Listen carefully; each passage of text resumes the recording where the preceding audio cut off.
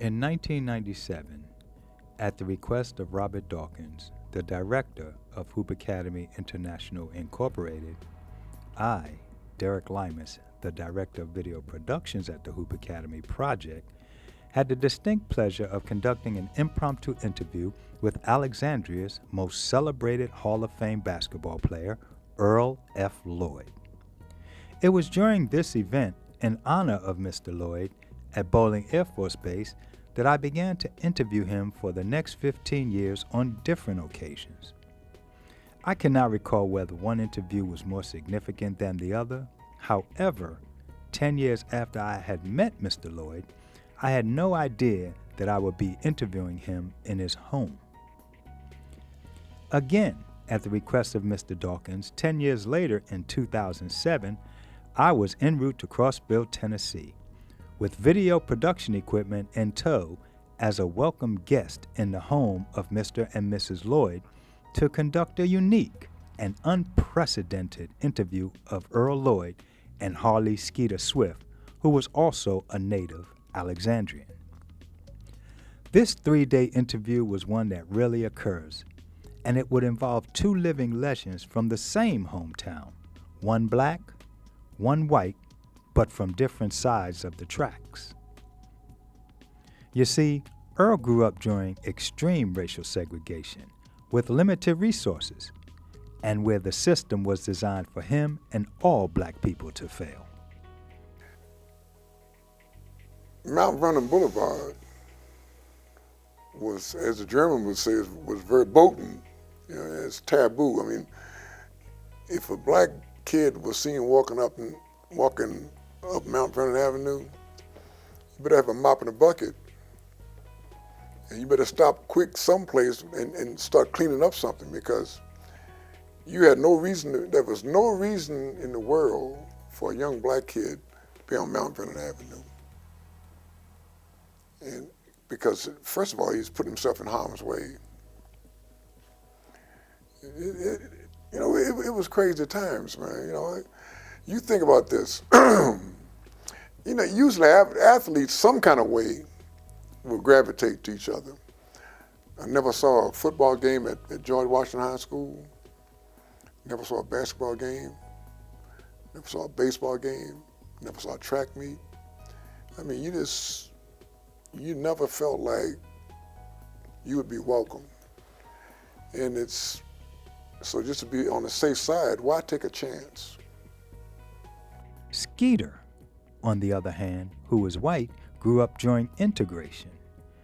But during the interview, Earl stated that Skeeter was a very unique individual and that there will never be a Harley Skeeter Swift story in Alexandria again. In an earlier conversation, I was telling Skeeter that he was very unusual. Not unusual, unique. I mean, for a guy during his time to function the way he functioned with the black community made him, as I knew Alexandria at that time, made him extremely unique. I mean, Skeeter's a true basketball player. And whatever he had to do to make himself a better basketball player, he would do it. And not would do it, but did it. His thoughts, as we've talked, was that to progress and improve, you have to play against people who's just as good or better for you to improve whatever game that you wanted to end up with. So he probably spent more time in the black community because of those thoughts as to improve his game. You know, when you get on a 94 by 50, okay, and you're the only color out there, and you are accepted, you gain respect. So I gained respect because I could play. And I was respected because I wasn't afraid to appear anywhere to play basketball. Did I win all the time? Lord, no. But I never went out there with the idea that we were going to lose, You know, whether it be Kelly Miller, whether it be Georgetown on the asphalt, whether it be at the Washington Metropolitan Library, that's what it was called way back when. No, I went out there with the idea, and lots and lots and lots of players. Were they white players that contributed to my success? Sure. Were they white? Yes. But not like the black community. I was comfortable. Is that crazy? I think it was wonderful.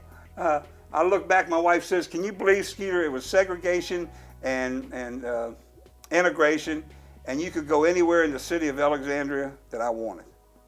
Washington, D.C. Hitchhiking across 14th Street Bridge down to Kelly Miller Park, and never, never, never was I ever threatened or beaten or someone wanted to kill me.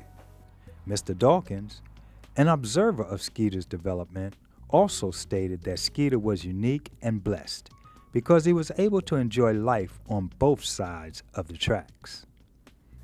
Why put forth the effort to be the best that you can to let a group or someone tear it down for whatever reason? And I didn't let that happen. I didn't come from I wasn't black, Afro-American. I was white, so I could go anywhere I wanted to. However, his family weren't alcoholics. They didn't physically abuse him. They didn't beat the crap out of him. He had 3 meals a day. He learned respect, how to treat other people. Are you following where I'm coming from? I'm white and have all these privileges, and I'm the one who runs away from home when I'm 15 years old. Do I feel sorry? I didn't understand.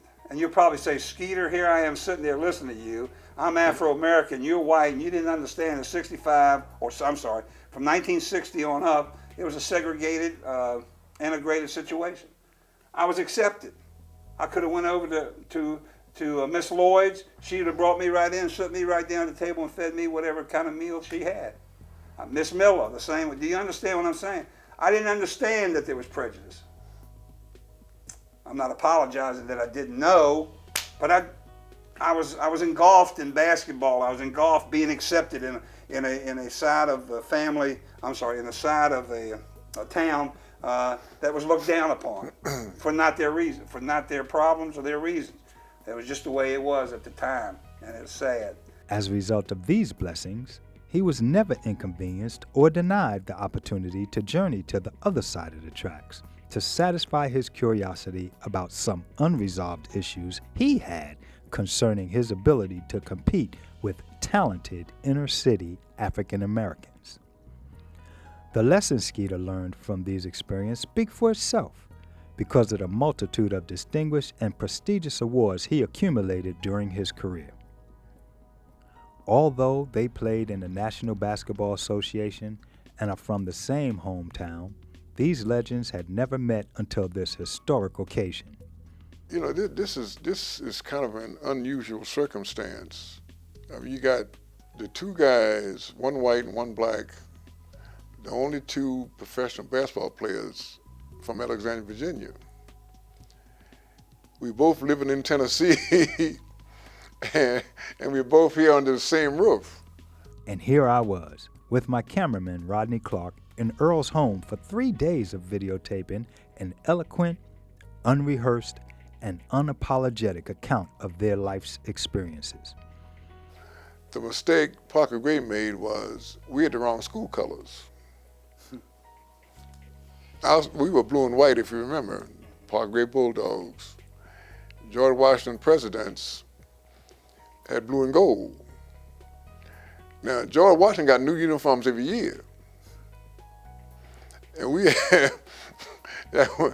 had stuff stitched and sewn and chewing gum wrappers to hold it, you know.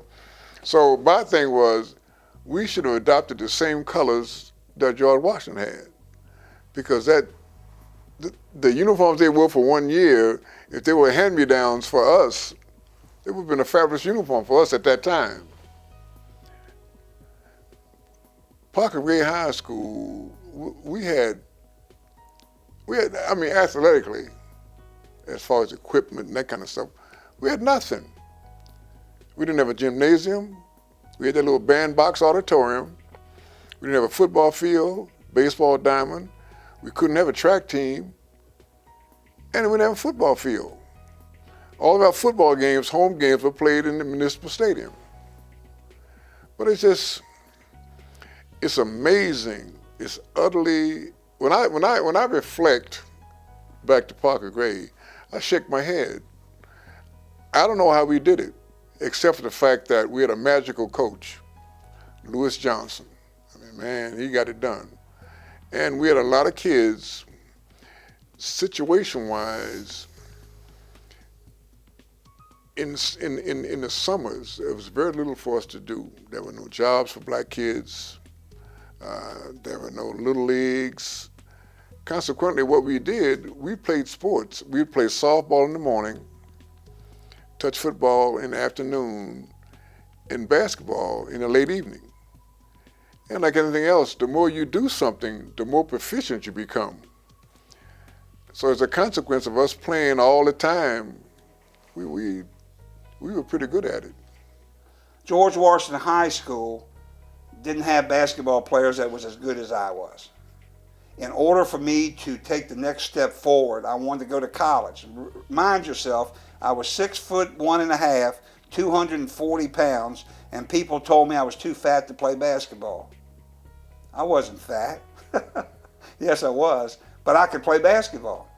And so I would play against people who were better than I am. The Dave Bings from Washington, D.C., the Elgin Baylors, a lot of the Harlem Globetrotters, Jerry Chambers. That name probably doesn't ring a bell to you. Went to Utah, was the most valuable player in the NCAA. Ended up being my roommate, not my roommate, I'm sorry. Ended up playing with me when I was at the San Antonio Spurs. So I have no reservations that if it was not for me being accepted in the Afro-American community, I probably would have never made it to professional basketball. That is and if the white community doesn't want to accept that, so be it. The best basketball players from 1960 to on was the Afro-American community. There are no words I can use to express the emotions that engulfed me during this once-in-a-lifetime interview, and it resonates within me to this day. I am so blessed and very honored to have had two such legends of affluence and influence to indiscriminately deem me and the Hoop Academy worthy and responsible enough to document their profound life stories. Without their understanding, sacrifices, and patience, we could have not shared their legacy.